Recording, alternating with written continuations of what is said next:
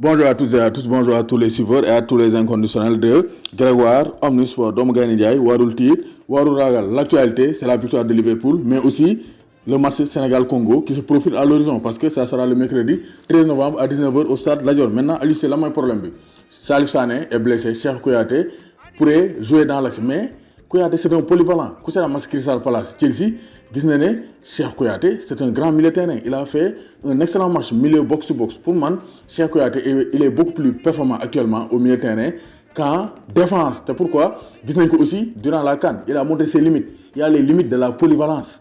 Polyvalence dafa am limite moo tax dans les équipes nationales doo gis ñuy jël joueur di ko jouer loo à deux postes dañ koy jël fugal ko dans son poste de prédilection, c'est-à-dire bu fekkee défenseur central ñu fugaloo ko défenseur central milieu de terrain par sélection jaru nga indi ay polyvalence jaru ko. Il faut amener les joueurs, les hommes qu'il faut à la place qu'il faut. te Cheikh Kouyaté gis nañ ko lors de la Coupe d'Afrique des Nations, lors de la finale dafa màbb dem parce que c'est le réflexe de milieu de terrain moo ñëw, alors que défenseur central dëgg doo màbb dem da ngay taxaw xaar milieu de terrain yi ñëw marqué la. Loolu aussi na nekk problème.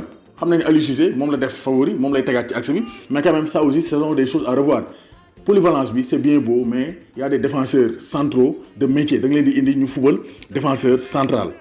Voilà, même si donc dans le passé il y a beaucoup de polyvalence dans la tanière, surtout le coach Aliou Cissé qui est passé du milieu à la défense. Aliou Cissé joué na axe équipe nationale du Sénégal, joué na fa aussi donc milieu de terrain.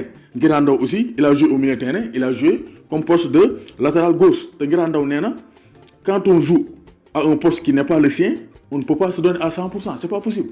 Cheikh Kouyaté démarré na milieu de terrain la woon fii yëgoo mu dem Anderlecht jouer défense centrale ba mu ñëwee sax box to box la woon jouer te actuellement sa meilleure performance yi muy def yi gën a jéggi dayoo c'est au milieu de terrain. Donc dañ ko war a teg place milieu de terrain mu wut ay défenseurs centraux de métier mu teg leen suñu défense bi su bañee am de mauvaises surprises dans le futur. waaw Aliou Cissé moom polyvalent la donc Lamine Diatta aussi polyvalent la, il a démarré sur l'aile droite avant d'atterrir dans l'axe. Lamine Diatta joué na fi défense centrale, joué na fi latéral. Diagne Faye aussi joué na fi milieu de terrain avant de reculer dans la défense des Lions du Sénégal. Gis nañ ne aussi Pape Boyga Ndiaye moom moo gën a garaaw moom attaquant la commencé après mujjee jouer latéral sous l'air Lamine Ndiaye. Donc gis na polyvalence baax na, mais quand même Aliou Cissé na jéem a xool nan lay indee défenseur central droit, parce que aussi si c'est choix mi c'est un peu bizarre. Salif Sané woo na ko certes, même si dans sa tête Kouyaté mooy deuxième défenseur central, mais quand même Salif Sané c'est un défenseur central droit bu éliminé donc bu toogee quand même Naby Sarr pour nga football loo ko défenseur central day métti parce que Koulibaly il joue ak central gauche, Moussa Ndiaye il est ak central gauche. Donc ñooñu ñëpp moo leen boole ñaari gaucher ñaari ak centraux gauche moo leen boole football loo leen dans une même défense donc day am déséquilibre. Donc Aliou Cissé aussi war naa jéem a xoolaat loolu nañu indil ak central de métier te bàyyi polyvalence bi amul lu njariñ. Milieu de terrain teg ko milieu de terrain, défenseur teg ko défenseur. Sélection nationale la ñu wax, il y a beaucoup de joueurs sénégalais qui peuvent jouer en défense ou bien au milieu. Cheikh Kouyaté na ko teg milieu wala mu teg ko défense te na ko teg milieu, c'est le meilleur poste de Cheikh Kouyaté. Ku seetaan match Chelsea ci sa place gis nga ne Cheikh Kouyaté il est beaucoup mieux au milieu de terrain. Donc Aliou Cissé nañu indil défenseur central de métier droit. Voilà, Salif Sané gaañu na, pourquoi pas rappeler Serigne Modou Kara Mbodj. Kara Mbodj c'est un défenseur central droit qui connaît bien la tanière. Performance yi mu def ak Kalidou Koulibaly ñëpp gis nañ ko. Donc quand même il faut qu'on soit logique.